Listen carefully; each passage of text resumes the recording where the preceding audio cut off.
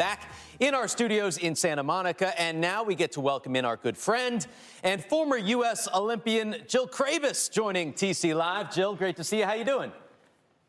I'm great. It's so good to be with you guys. I'm really happy to be here.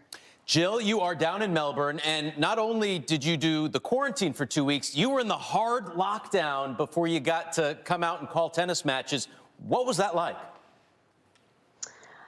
It wasn't too bad. I mean, I think before I left the States, I knew that was going to be the case for me. So I was pretty prepared, and I actually enjoyed it. I made sure I was pretty productive. So I had a very hard schedule for myself, and Tennis Australia did an amazing job. They were able to provide some fitness equipment. They put a bike in my room.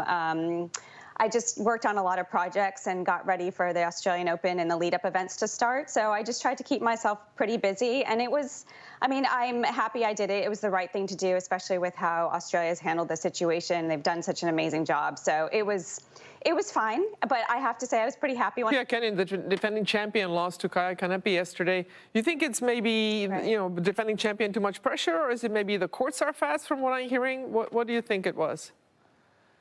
I think it's a combination. I mean, she came out and said that she was struggling to handle the nerves quite a bit. I think, you know, even though she had a really good Roland Garros last year, she got to the finals after winning the Australian Open. She said it wasn't the same as coming back to defending the Australian Open title. And she said she was just really nervous. Even in the lead-up event, I interviewed her, and she was struggling with her form. She said she just wasn't feeling comfortable. And I do think you're right, Martina. I think the courts, everyone's been saying they're playing slightly faster this year. And I think going against KANEP on a faster court is always dangerous. And she has that experience as well, being in so many quarterfinals of Grand Slams herself. Exactly. So I think, you know, Sophia just came up against an opponent that was playing extremely well here.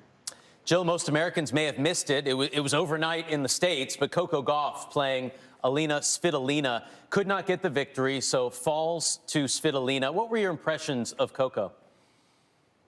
You know, I think she always handles herself really well. I think she's an incredible competitor. I think Svitolina, she's one of the most consistent players on the tour, so she's not going to give you many free points.